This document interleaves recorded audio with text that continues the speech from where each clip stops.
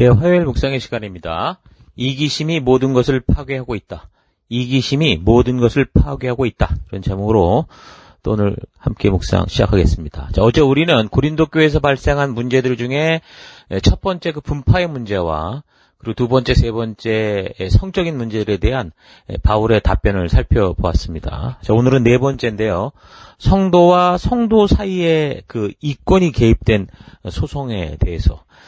자, 여기에 대한 이 바울의 답변은 이런 일이 벌어진다는 것에 대해서 뭐 성도로서 수치를 느껴야 된다 그렇게 얘기를 합니다. 도대체 교회 안에는 이런 논쟁을 해결할 만한 그런 지혜 있는 사람이 하나도 없냐.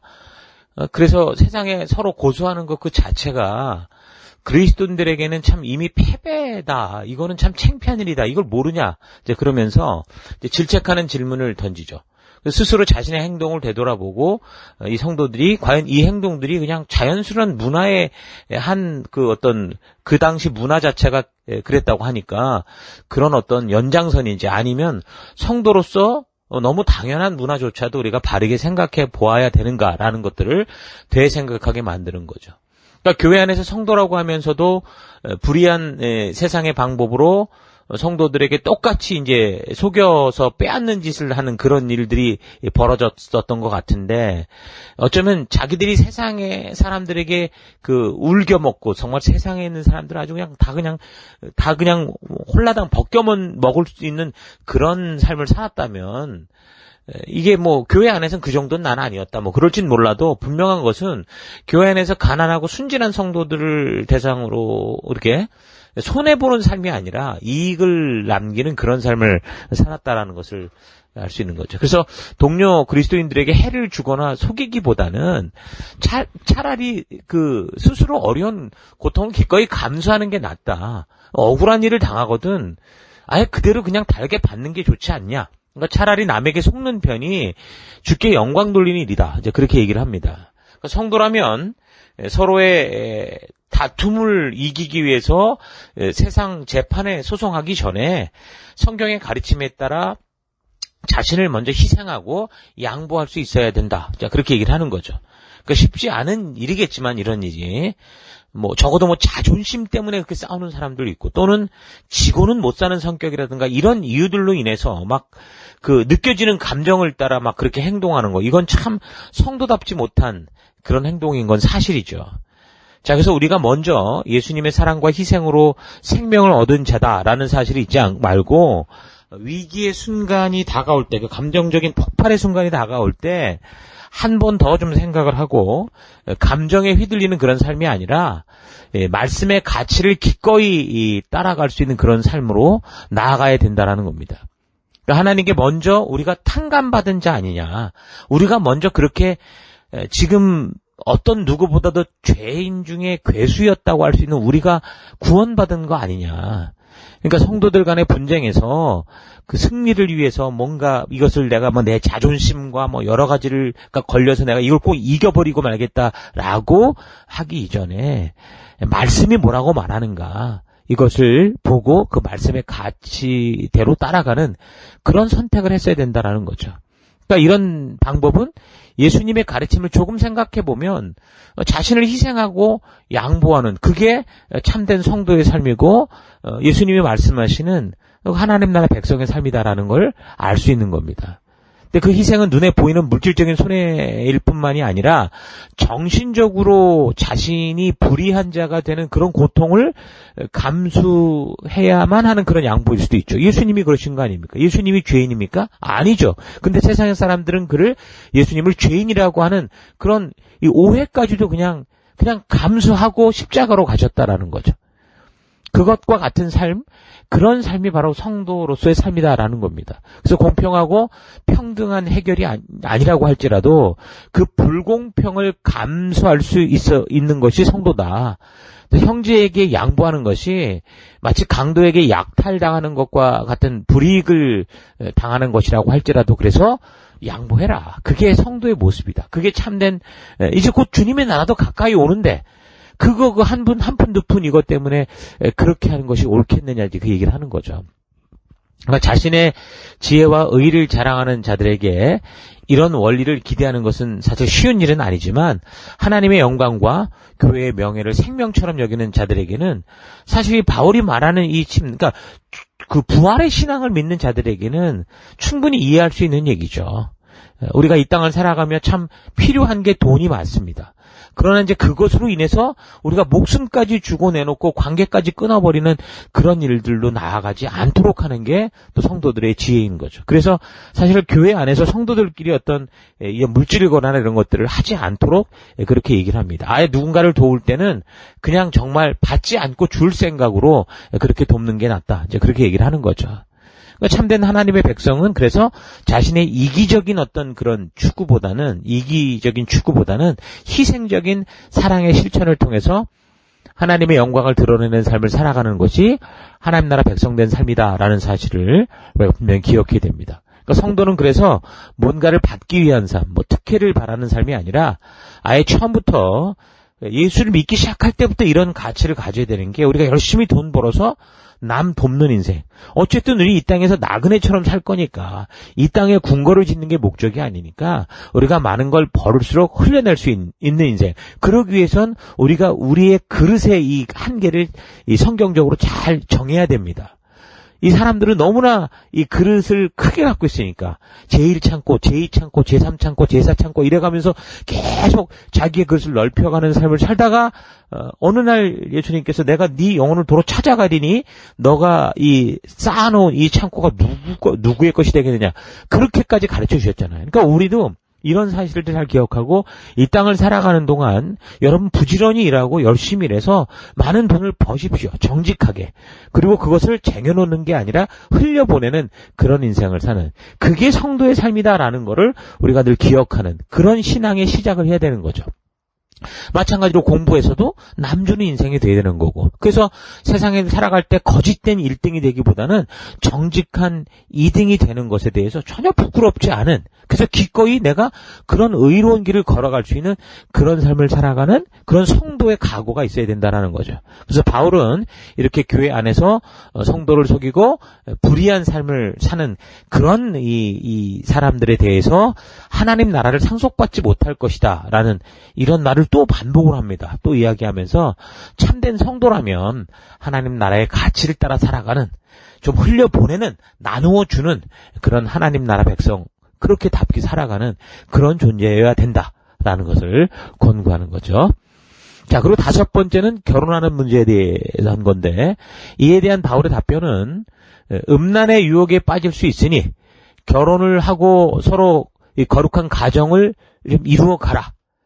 그렇게 얘기를 합니다. 그러니까 예수를 알기 전에 이루었던 가정을 그래서 바르게 지키고 믿지 않는 사람과 가정을 이미 이루었다면 그것을 전도의 기회로 삼아라. 저 사람이 굳이 내가 싫다고 이혼을 요구할 때는 어쩔 수 없겠지만 그렇지 않고 우리가 이런 신앙이 달라도 같이 살고자 한다면 함께 살면서 참된 그 생명의 길을 알리는 그런 삶을 살아라 이렇게 얘기를 하는 거죠. 어쨌든 이 결혼의 문제에 있어서 처음 이 초반부에는 또 중요한 문제 하나가 그 음란의 유혹에 빠질 것 같으면 결혼하라고 권고하는 거 우리가 잘 기억해야 됩니다. 그러니까 오늘날도 젊은 청년들이 늦게까지 결혼을 안 하는 것이 물론 오늘날 사회 문화가 돈을 벌어야 되고 돈을 벌기 위해서 자격을 갖는 그런 공부의 시간이 긴 것도 긴 거지만 또 한편으로는 결혼도 하기 전에 하나님이 만든 그 이 가정 안에서의 거룩한 성을 이렇게 누릴 수 있기 전에 그냥 어디서든 누릴 수 있는 어디서든 그냥 자기들끼리 즐길 수 있는 그러니까 음란한 이 욕정들을 풀 수 있는 그런 사회다 보니까 점점 결혼도 미뤄지고 결혼을 안 하고도 할 거 다 하고 살 수 있으니까 괜찮다라는 식의 태도로 자꾸 흘러가고 있는 거죠. 그래서 지금 결혼에 대한 이 첫 부분, 7장의 첫 부분에 나오는 이 구절들 우리가 잘 기억하면서 그래서 이 음란에 대한, 음욕에 대한 또는 이 성적인 그냥 정상적인 욕구에 대한 것들을 또 잘 해결할 수 있는 그런 방법으로 저는 어쨌든 그래서 가능하면 빨리 결혼하는 게 좋고 또 성경의 뜻대로 본다면 많은 자식을 갖는 것은 또 하나님의 축복이라고 말을 하니까 다산을 하는 게 좋겠죠. 자, 이런 것들도 좀 잘 기억하고 좀 여러분들이 생각해 볼 수 있기를 바랍니다. 그리고 이제 그때 당시는 바울이 이제 자기의 생애 때에 예수님이 재림하실 거라고 믿었기 때문에 그 결혼하지 않은 사람들은 재림의 날이 가까우니까 굳이 그렇게 뭐 결혼을 하려고 하지 말고 홀로 사명에 집중하는 게 더 좋지 않겠냐 이렇게 권고를 합니다. 그래서 우리에게 주신 사명의 길이 있는데 자꾸 이렇게 사람에게 관심을 뺏기고 그러다 보면 사명의 길을 걷는 것에서 방해도 받고 길을 잃을 수도 있지 않냐 이제 그런 의도로 말한 거겠죠. 그러니까 결혼에 대한 문제는 재림의 날이 가까웠으니 주님이 주신 사명에 집중하는 것이 좋다. 특히 이제 결혼을 아직까지 안 한 사람들에게. 근데 이제 결혼을 꼭 해야 된다라는 건 괜찮다. 그건 하나님의 뜻이니까 결혼을 하고 싶으면 하되 반드시 함께 이 부르심의 길을 걸어갈 수 있는 그리스도인들과 함께 결혼을 해라. 그러면 이 둘이 함께 걷는 길에서 힘이 될 수 있지 않냐라는 거죠. 이제 또한 더 말하는 것은 무엇보다 어쨌든 결혼을 하든 하지 않든 간에 이제 주님의 날이 곧 올 건데 우리 주님이 우리를 부르신 이 땅에 우리를 먼저 세우신 증인된 삶, 전도인의 삶, 이 하나님 나라 백성된 삶, 이 길을 포기하지 않는 그 길을 걸어가라. 그렇게 얘기를 하는 겁니다. 그러니까 공부를 하든 취직을 하든 사업을 하든 결혼을 하든 우리는 뭐든지 열심히 해야 되는데 근데 그것이 하나님의 백성답게 증인으로 살아가는 그 길을 포기하게 하고 미루는 그런 이유가 되지 않게 하라는 거죠. 우리는 근데 얼마나 안타깝게도 공부를 하면 뭐 시험이다, 뭐 고3이다, 그러니까 공부하는 그 본질적인 그 이유를 망각하고 거기에 그냥 다 매몰돼 버리는 일들이 있죠. 또 취직을 하면 이게 하나님의 영광을 위한 그런 도구가 돼야 되는데 뭐 직장일이 바쁘다 힘들다 하면서 그 보냄을 받은 그 이유를 망각하고 그냥 그 일에 매몰되는 그런 일들. 또 사업을 하면 모든 세상의 질서가 흘러가는 대로 그렇게 하지 않으면 정상적인 장사를 해서는 돈을 벌기 힘들다. 그래가지고 결국에는 다 쉬운 길 빠른 길을 그렇게 가려고 하는 빨리 덜 수고하고 더 많은 것을 가지려고 하는 그런 함정에 빠지죠. 물론 정직하게 머리를 쓰고 지혜를 써서 정말 덜 수고하고 더 많이 가지는 건 지혜라고 할 수 있는데 그게 아니라 비정상적인 길을 가면서까지도 그거를 얻어내려고 하는 이런 것이 이제 문제가 되더라는 거죠. 그래서 하나님이 우리를 그런 세상 속에서도 있게 하신 이유가 뭡니까? 말씀의 가치대로 하나님 백성답게 살아가기를 원하셨기 때문이죠. 우리의 어두운 때를 이 어둠 속에 살았던 우리의 때, 이 옛 사람의 때를 다 벗겨내고 빛난 존재, 빛으로 만드셨잖아요. 그래서 그 어둠 속에 다시 보내신 건 뭐예요? 그래서 그곳에서 이 어둠 속을 나아가는 자들에게 길과 진리의 길을 알려주는 그런 길이 되도록 그런 사명을 주어서 보냈는데 그런 것을 다 망각하고 세상에서 주인이 되고자 이 약육강식의 삶으로 뛰어들고 또 그런 삶에 물론 그런 삶 속에서 우리는 믿음으로 승리해 가야 되는데 오히려 그런 같은 세속의 방법으로 빠지는 이런 일들이 너무나 많죠. 우리 교회에서는 종교적인 어떤 행위보다 이 말씀에 입각해서 살아가라. 그래서 이제 교회당보다 삶의 현장에서 말씀의 가치를 따라 살아가게 하는 이런 성경적 원리를 추구하고 있는데 하나님이 주신 이 자유를 종교의 틀에 얽매이지 않고 자신의 자유의지를 가지고 스스로 하나님의 백성임을 알고 말씀의 가치를 따라 살아가라고 진정한 말씀의 사람다운 길을 걷도록 우리가 지금 우리 교회에서 그렇게 지금 계속 추구하고 있는데 근데 이게 또 반대로 어떤 사람들은요 성도로서 지켜야 되는 것까지 이제 지금 같은 흐름이겠지만 놓쳐버리는 경우가 있습니다. 뭐 예배로 모이고 셀로 모이고 우리가 정말 함께 모여서 주신 이 생명을 낳는 생명을 감당하는 이 일에 우리가 가장 이게 우리의 부르심의 하나님이 우리를 부르신 목적인데 이거를 다 간과해버리고 너무 자유롭게 생각해서 자기 삶의 편리를 위해 말씀의 가치를 왜곡하고 그리고 오늘을 생존해야 된다. 오늘보다 나은 내일을 만들어야 된다. 번영을 위한 그런 일에만 집착해서 살아가는 그런 일이 생기기도 하는 거죠. 그래서 아예 주된 이 성도로서의 존재의 이유와 그것을 위해 우리가 보냄을 받은 이 우리의 삶의 현장, 이 부가적인 도구가 돼야 될 것에 대해서 이 주부가 바뀌는 거죠.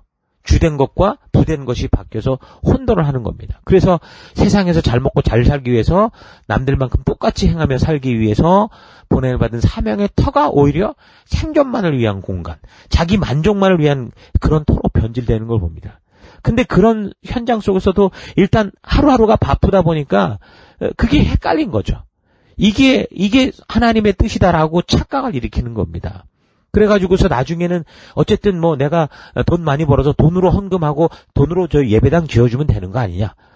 뭐가가 좀 이상해져 버린 그런 성도도 아닌데 성도 같은, 또 성도 같은데 성도도 아닌 그런 변질된 모습들을 우리가 많이 보게 됩니다. 정말 어쩔 수 없는 상황에서 뭐 예배에 참석할 수 없는 그런 경우도 있습니다. 뭐 셀로 모이지 못하고 그래서 우리가 생명을 낳는 생명을 세우는 일에 이렇게 어떻게 집중하지 못하는 그런 때도 있겠죠.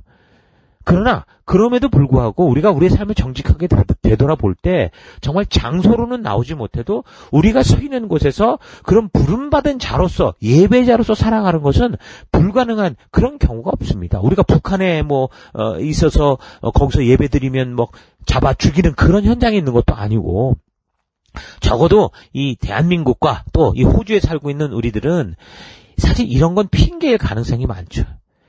그래서 어쩔 수 없는 상황일 때는 각자가 처한 그 처소에서 어떡하라고요? 진정한 예배자로서 설 수 있는 그런 우리가 돼야 된다라는 거 잊지 않았으면 좋겠습니다. 그래서 우리가 이 나의 편리를 위해서 이 하나님의 뜻을 하나님께서 주신 자유의 진정한 의미를 왜곡하고 변질시키는 그런 일들이 없도록 그렇게 우리가 좀 집중을 해야 됩니다. 언제부턴가 이 사회 속에 욜로족이라는 그런 풍토가 생겼죠. You only live once 그래가지고, 그러니까 한 번 사는 삶을 행복하게 사는 것이 중요하다고 생각하는 어떤 생활 풍토가 생기기 시작한 건데, 이것도 다 배부른 나라에서 나오는 얘기들이긴 합니다. 생존을 위해 허덕이는 그런 나라. 또 심지어 같은 부자라고 해도, 같은 이런 부자 나라에 산다고 해도 그 안에도 가난한 자들이 있기 때문에 정말 오늘 하루를 살기 위해 정말 힘을 쓰고 애를 써야 되는 사람들에게는 이게 말도 안 되는 얘기지만 어쨌든 먹고 살만한 사람들이 하는 얘기, YOLO, You only live once. 그래서 행복을 추구하고 어쨌든 이 생애 동안 잘 즐겨보자 이런 거. 그러니까 행복을 추구하는 건 나쁜 게 아닙니다. 그건 하나님이 우리에게 주신 축복이에요. 근데 이제 영원한 생명, 영원한 나라가 우리에게 다가온다라는 사실을 잊어버리고 이 세상이 마지막인 것처럼 현재 자신의 행복만을 가장 중요시하는 그런 이 극단적 이기주의 성향을 더욱 부채질하고 있는 이게 문제라는 거죠. 이런 식의 세상 유행 속에서 살아가는 성도들이 어떻게 되느냐. 세상이 이렇게 흘러가니까, 그리고 우리가 그런 세상 속에서 많은 시간을 보내고 살아가야 되니까 자신도 모르게 이런 풍토에 물들어가는 거죠. 그래서 영원한 천국이 있는 천국을 바라보는 삶이 아니라 현재 눈앞에 보이는 삶이 전부인 것처럼 그렇게 생각하다가 점점 자기 만족을 위한 삶으로 치닫게 되는 거죠. 그리고 그런 삶이 당연한 것처럼 받아들이게 되니까 하나님까지 이용하고 예수님도 이용하고 성령도 이용해서 어떻게 해서든 나는 이 세상에서 뭔가 하나 거머쥘 수 있는, 그러면서 이름을 날리고 그렇게 되면 그게 하나님께 영광이다. 이 뭔가 또 이상한 그런 삶을 사는 겁니다. 그래서 이런 삶으로 빠지지 않기 위해서 우리 늘 하나님의 말씀을 가까이 하는 삶을 살아야 되는 거예요. 그래서 그 여호수아에게 하나님께서 명령하실 때도 이 말씀을 카피해서 복사해서 네 옆에 두고 평생을 두고 읽어가라. 그리고 이 말씀대로 행하라. 그러면 너희에게 주어진 이런 축복의 길이 영원할 거다. 그렇게 얘기를 해주시잖아요. 그러니까 우리는 이 말씀을 항상 옆에 두고 이 말씀의 가치를 따라 내가 살아가고 있는가 늘 아침마다 또 잠들기 전에 자기를 되돌아보고, 그래서 예수님께서 우리를 영원한 그 죽음의 구덩이에서 이 불타가던 이런 아무런 이 구원의 조건도 없는 우리를 구원하셔서 지금 우리가 서 있는 이 땅에 어떤 사명자로 우리를 세워서 빛과 소금으로 우리를 보내셨는지 우리가 잘 돌아보는 그런 삶을 살아가야 되는 거죠. 그래서 내가 하고 싶은 것을 위해서 하나님께서 주신 자유를 자기 만족을 위한 육체의 기호를 삼지 말고 이 땅에서 하나님 나라 백성답게 말씀의 가치를 따라서 걷는 성도의 삶을 성실히 살아가는 우리가 되어야 됩니다. 그러니까 이 결혼에 대한 문제도 결국은 이런 차원에서 우리가 잘 생각하고 또 우리에게 주신 우리를 창조하신 하나님의 그 원리 안에서 우리가 잘 지혜롭게 감당을 해 가야 될 겁니다.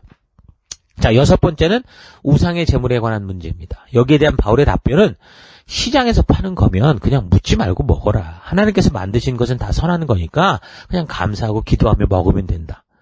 자, 답은 명료합니다. 그런데 이제 어떤 조건이 달리느냐. 근데 그렇게 자신이 떳떳하고 하나님이 창조하신 거니까 이 먹는 거에 대해서는 문제가 아닌데, 그런데 이제 그런 그 음란한 문화 속에서 그런 건 죄다라는 걸 알고 있는 이제 사람들이 예수를 믿고 처음 신앙을 가진 믿음의 초보자들이 그런 걸 보면서, 저렇게 해도 되나? 우상의 제물이든 그냥 그렇게 살아도 내가 살아왔던 것처럼 그렇게 해도 되나? 라고 생각을 하면서 하나님께서 분명하게 금하시는 그 선이 있는데 그런 확실한 경계가 무너져서 결국에는 세속화될 수 있는 그런 경우가 생길 수 있다라는 거죠. 그래서 만약에 그런 경우가 있다면, 그래서 이 믿음의 초보자들이 그거 먹어도 됩니까? 이런 식으로 만약에 그거를 좀 의아스럽게 생각하고 그런다면 바울의 이 결정은 뭡니까? 나는 평생 그런 고기를 먹지 않겠다. 이런 식으로 분명한 이 성도의 태도를 말해주죠.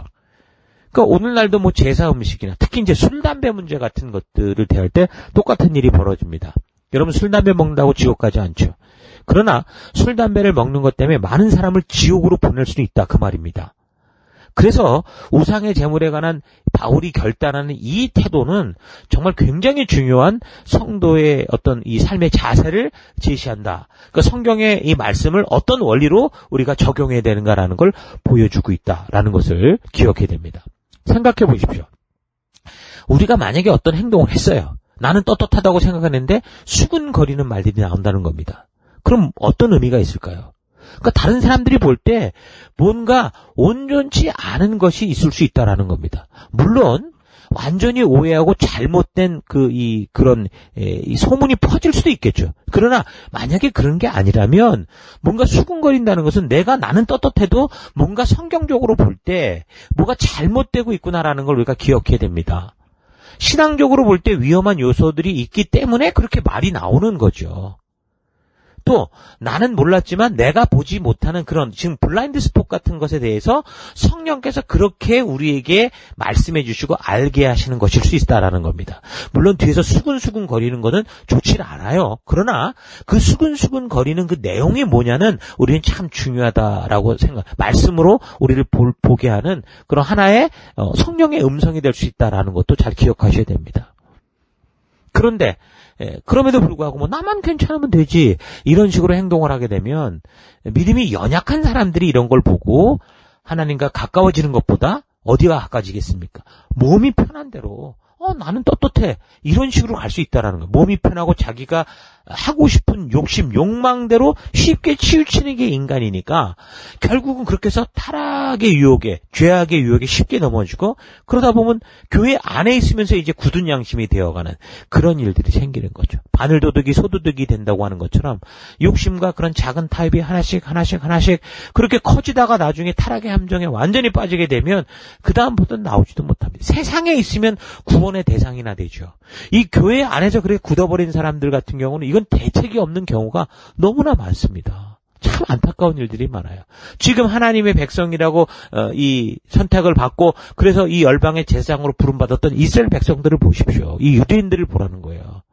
교회 안에 와서 자기들은 하나님의 자녀다. 우리는 선택받은 자다라는 착각 속에 빠져서 완전히 지옥으로 가는 그런 영혼들이 얼마나 많습니까? 자, 그래서 10장에 이제 뭘 좀 알 것 같다고 이제 자유로 육신의 기회를 삼고서 방종하는 그런 일에 빠지지 말고 겸손해라. 그렇게 이제 권하는 거죠. 그래서 우상의 제물에 관해서 나만 떳떳하면 먹어도 된다고 하는 문제의 그 뿌리에는 결국 뭐가 있느냐면 뭔가 단지 자기 자신만 생각하는 그런 자기 욕심대로 하고 싶은 그런 방종, 교만이 있다는 겁니다. 욕심이 뿌리에 있다라는 거죠. 그래서 바울은 그런 태도가 얼마나 위험한 것인지에 대해서 어떻게 얘기를 했냐면 출애굽했던 이스라엘 백성들 그 하나님의 기적을 가지고 기적을 통해서 홍해를 건너서 광야에서 그들 일일이 먹여가며 데리고 왔던 이 백성들이 결국 그 광야에서 뭐 때문에 죽었습니까? 바로 우상숭배. 그러니까 자기 욕심에 빠져서 죽었다. 이 얘기를 하는 거예요. 그 지금처럼 우리도 그렇게 구원을 받은 백성들인데 하물며 유대인도 아닌 이방인이라고 할 불리움을 받는 우리들이 그렇게 됐는데 그렇다면 어떻게 되겠냐 우리는. 그런 식으로 이제 고린도 교인들의 자기중심적이고 안일한 신앙생활 태도에 대해서 경각심을 불어넣게 되는 거죠. 그러니까 교회가 무너지는 가장 무서운 그 원인이 뭐냐면 연약한 지체들을 돌보지 않는, 그러니까 다시 말하면 나만 생각하는 이기적인 태도입니다. 어린아이의 태도를 가지는 거죠. 어린아이의 특징이 뭡니까? 애들은 예쁘고 작고 그래도 좋지만 사실은 이 아이들은 완전히 자기만 생각하고 자기 시야 속에서만 사는 그런 애들이죠. 그래서 부모가 볼 때 이런 아이가 그래도 우리 애가 좀 잘 자라고 있구나라고 느낄 때가 언제입니까? 많은 이유가 있겠지만 이 애가 자기만이 아니라 남을 생각하고 부모를 생각하고 타인의 입장을 생각하는 그런 모습을 볼 때 얘가 정말 이제 좀 성장해 가는구나라는 거를 부모님들이 보거든요. 영적인 성장도 마찬가지라는 거죠. 어린아이의 신앙일 때는 기도를 하든 뭘 하든 다 자기만 생각하고 자기 뜻대로 해요. 기도를 해도 다 달라고 이거 주고 저거 주고 이거 주고 저거 주고 전부 그런 거예요. 근데 이제 점차 성숙하다 보면 그 기도가 자기의 선을 넘어가는 걸 봅니다. 다른 지체들을 먼저 생각하고 우리와 함께하는 교회를 생각하고 리더를 생각하고 목사를 생각하고 더 나아가면 이제 하나님까지 하나님의 마음까지 먼저 생각하게 돼서 하나님이 안타깝고 불쌍하게 여기는 이 영혼들을 볼 때 그런 하나님 아버지의 마음을 가지고 저들을 대하게 되는 그런 성장의 길로 가게 되죠. 그래서 건강한 성도들은요 정말 이런 하나님의 이 마음으로 점점 바르게 자라가는 성도들은 이 셀로 모여서 생명을 낳는 생명을 세우는 일에 적극적일 수밖에 없습니다. 왜 그렇습니까? 그게 하나님의 뜻이니까. 이걸 위해서 우리를 부르셨고 이거를 위해서 우리를 하나님의 백성 삼아주셨기 때문이죠. 자, 그러니까 비록 우상의 제물로 시작된 문제지만 사실 그 뿌리에는 자기 중심적, 이 이기적인 삶이 있다라는 것을 우리가 볼 수 있어야 됩니다. 자주 말하지만 이 술 담배 문제를 비롯한 동성애, 혼전, 성관계, 게으름 이런 모습의 뿌리에는 결국 자기 중심적 욕심, 내 욕심대로 살겠다라는 그런 뿌리가 있다라는 걸 잘 분별해서 나는 이런 일을 행함에 있어 자유롭고 양심에 아무런 꺼림이 없다 그렇게 생각해서 마음대로 행동한 이런 태도들, 영적인 이기주의 태도들을 확실하게 버려야 됩니다. 자, 그래서 바울은 10장을 통해서 다시 한번 그런 분명한 마음의 태도들을 다루면서 자만하지 말고 주님께서 주신 자유를 가지고 육체의 욕심을 채우는 그런 기회를 삼지 마라. 그래서 무슨 일을 하든지 먹든지 마시든지 다 하나님의 영광을 위해 해라. 그렇게 이제 말하면서 진정한 성도의 삶에 대해서 말해주는 거죠. 자, 오늘 여기까지 나누십시다. 자, 오늘 하루 1등만을 최고로 취급해주는 이 세상의 풍토 속에서 나 또한 어떻게 해서라도 1등이 되기 위해서 그 자리에 가기까지 어떤 방법과 어떤 길을 걸어도 상관없다라는 식의 그런 삶을 살고 있지는 않았는가 좀 되돌아보십시다. 또한 여전히 내 삶의 곳곳에서 이기적인, 내 중심적인 내 욕심의 뿌리를 둔 그런 삶을 추구하고 있지는 않은가 좀 차분히 되돌아볼 수 있기를 바랍니다. 1등을 추구하는 것은 나쁜 게 아닙니다. 다만 그 1등의 자리에 가기까지의 그 과정에 있어서 방법에 있어서 그것이 하나님의 뜻과 그 가치 안에서 이루어지느냐 아니면 세상의 약육강식의 길을 따르냐 하는 것이 가장 중요한 문제라고 할 수 있습니다.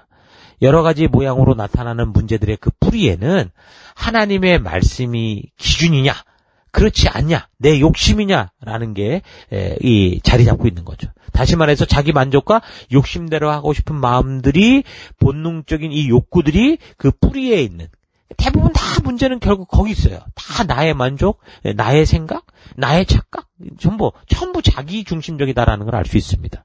세상을 살아가는 사람들이 이렇게도 다투고 서로 이렇게 살아가는 이유가 여러 가지가 있겠지만 무엇보다 그들이 믿고 살아가는 그 가치, 이 가치가 너무 다르기 때문에 사실 많이 다투고 있거든요. 이념이 다르고 철학이 다르고 종교가 다르고 그러니까 다 생각이 다르고 원하는 바가 다르고 추구하는 가치들이 다 다르기 때문에 결국 서로 다투게 되고 죽이게 되고 무너지게 되는 겁니다.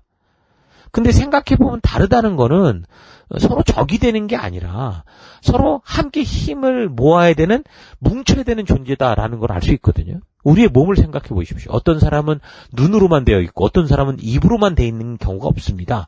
우리의 몸은 다 각기 완전히 다른 기능을 하는, 완전히 다른 어떤 것들이 함께 뭉쳐서 살아있는 생명체로 유지되고 있는 거예요. 서로 다르기 때문에 우리의 몸이 이렇게 건강하고 온전한 삶을 살아갈 수 있는 겁니다. 이와 마찬가지로 우리가 살아가는 것도 마찬가지죠. 이 세상에는 똑같은 사람들이 하나도 없고 모두가 다 다릅니다. 왜냐하면 우리의 몸이 그렇듯이 이 세상 또한 우리의 다른 이런 모습들이 다 같이 하나 될 때 참으로 행복한 세상을 만들어갈 수 있기 때문이죠. 그래서 우리가 삶을 살아가며 서로 분쟁하고 다투고 자기 것만을 옳다고 주장하는 이 이기적인 태도가 가장 파괴적이다라는 거죠. 하나님이 주신 생명과 축복의 가치로 창조된 사람들이 하나님의 축복, 하나님이 축복으로 주신 이 세상을 파괴하고 서로 죽이고 헐뜯는 지옥이 된 거는 바로 자신의 이기적인 욕심대로 살고자 했기 때문입니다. 그래서 우리는 각자의 욕심을 버리고 하나님이 주신 그 창조주의 가치, 말씀의 가치로 반드시 되돌아가야 됩니다. 기독교들이란, 하나님의 자녀들이란 하나님이 주신 성경의 말씀의 가치를 삶의 유일한 기준으로, 삶의 모든 것으로 삼고 살아가는 사람들이죠. 그래서 믿음의 길에 선 사람들은 그 말씀대로 변화될 수밖에 없어야 되고, 그래서 결국에는 하나님 닮은 존재가 되어가야 되는 겁니다. 자, 오늘 하루의 삶에서도 이렇게 오직 말씀만을 기준으로 살아가고자 하는 그런 빛된 백성들 될 수 있기를 주의 이름으로 축원합니다. 자, 오늘 하루도 힘내십시오. 잠시 기도하겠습니다. 하나님, 1등을 추구하는 삶이 나쁜 게 아니라 1등을 어떻게 추구하느냐가 삶의 질을 만든다는 것을 알지 못하고 이 세대가 칭찬하고 추구하듯 그저 극단적인 이기심에 빠져서 어떤 방법으로든 1등이 되고자 하는 그런 삶을 살아왔던 것을 회개합니다. 오직 주의 말씀이 내 삶의 기준이 되어서 내 모든 삶의 길을 주의 말씀을 따라 살아가는 내가 되기 원합니다. 내 생각과 나의 만족을 위해 살아가는 삶의 태도, 이기적인 태도를 버리고 이타적인 삶, 하나님과 이웃을 사랑하는 삶 사는 내가 되기 원합니다. 나를 먼저 생각하는 삶이 아니라 남을 먼저 배려하는 삶 살기 원합니다. 우리 예수님께서 목숨 주고 사신 귀한 영혼들을 하나님 아버지의 마음으로 섬기고 하나님의 진심을 전달하는 증인이요 전도자 된 삶을 살기 원합니다. 이 땅을 살아가며 하나님, 이기적으로 나의 이 창고만 자꾸 넓혀가는 그런 인생이 아니라 하나님, 나의 이 그릇을 정말 하나님의 말씀의 가치만큼 잘 만들어 놓고 더 풍성히 주시는 것들을 계속해서 흘려보낼 수 있는 그런 믿음의 삶 살기를 원합니다. 이기심이 모든 것을 파괴하고 있다라는 이 사실을 잊지 않고 오늘 내 삶 속에 이 이기적인 것들을 버리고 오직 주의 말씀을 따라 살아가는 그런 하루 될 수 있도록 인도하여 주옵소서. 함께 하심을 감사드리고 예수님 이름으로 기도했습니다. 아멘.